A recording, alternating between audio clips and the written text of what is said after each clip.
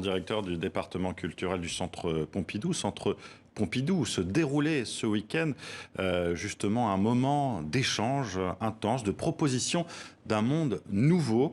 Relions-nous, qui a réuni donc une cinquantaine de penseuses et de penseurs. Et un livre a même été édité dans ce sens et qui regroupe toutes ces propositions, tous ces articles.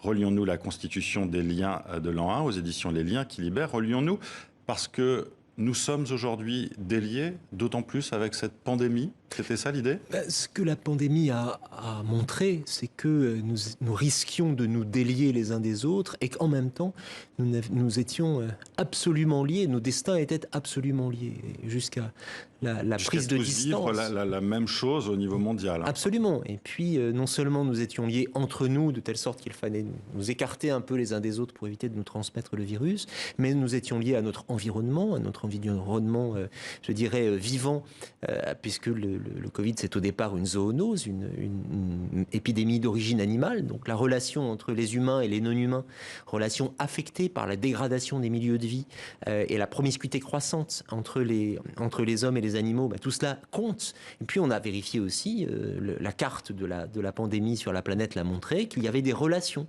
entre l'exposition au virus et puis les conditions de vie, d'habitation, de travail, la possibilité de se confiner ou non, etc. Bref, tout est lié.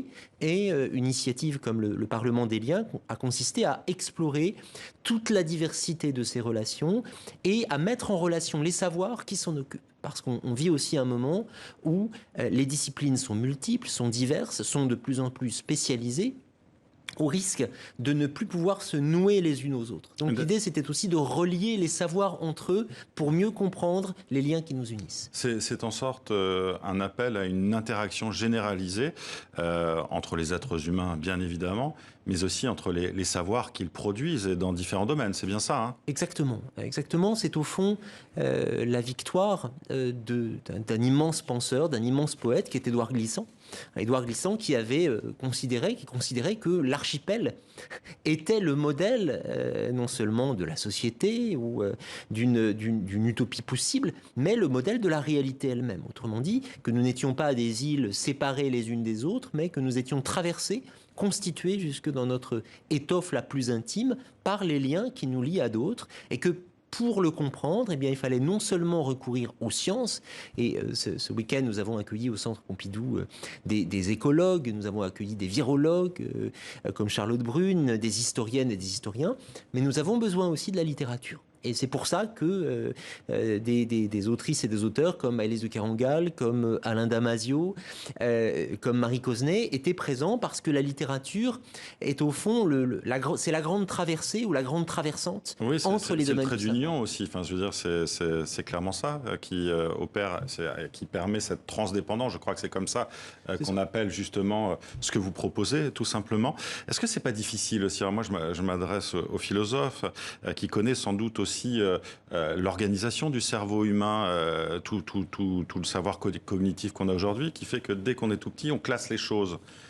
Oui, et c'est une réalité aussi. Alors peut-être que c'est aussi une question d'éducation. Dès que l'on est petit, on classe les choses, mais on les classe en fonction du milieu où nous sommes. Vous savez qu'il y a des études qui montrent que les enfants des États-Unis sont capables de reconnaître 1 millier de logos, mais moins de 10 feuilles d'arbres différentes. Autrement dit, notre attention, elle est focalisée, elle est cultivée par notre environnement. Dans des directions différentes, et il faut la redéployer d'une certaine manière. Dans le même temps, ce que montrent les études sur la cognition aujourd'hui, c'est que cette idée qu'il y aurait des aires séparées dans le cerveau qui s'occuperaient chacune d'une tâche, cette idée, ça a été remis en cause. Elle a été largement remise en cause parce que le cerveau est plastique et parce qu'il y a une interdépendance aussi entre les domaines qui sont les nôtres. D'où l'idée de se risquer à la conversation. C'est ce qu'on a fait au Centre Pompidou ce week-end. En fait. Se risquer à la conversation, c'est joliment dit.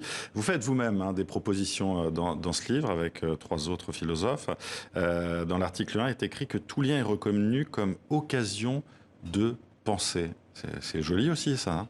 Absolument. L'idée, c'est que il faut absolument se pencher sur les relations. La philosophie s'est longtemps occupée des essences, des choses. Qu'est-ce que c'est ? Elle posait la question, qu'est-ce que c'est ? Et dire qu'est-ce que c'est isoler la chose, la considérer pour elle-même, en quelque sorte la séparer du fond pour la considérer au creux de ses mains. La question peut-être la plus profonde aujourd'hui en philosophie, c'est qu'est-ce qui se passe entre ceci et cela ? Qu'est-ce qui se joue entre notre action sur le monde et les formes de la société, par exemple. C'est un déplacement du regard, un déplacement d'accent très profond pour la philosophie qui engage beaucoup de choses. Et il faut tout reprendre à nouveau. Et il faut tout reprendre à nouveau en s'inspirant, encore une fois, de tous les savoirs et de toutes les formes d'écriture contemporaine, en inventant aussi des dispositifs de mise en partage de ces savoirs, y compris auprès de sachants qui ne sont pas forcément des savants. Je crois qu'il importe aussi de reconnaître tous ces savoirs minoritaires, tous ces savoirs profanes qui circulent à l'intérieur des sociétés et qu'on a trop longtemps écartés au nom de la vraie science. Merci à vous d'avoir été avec nous. Merci donc de nous avoir présenté ce livre et aussi ce Parlement des liens. Relions-nous, la Constitution des liens de l'an 1 est donc publié aux éditions des Liens qui libèrent. Merci d'avoir été avec nous sur TV5. Merci à vous. Et c'est la fin de votre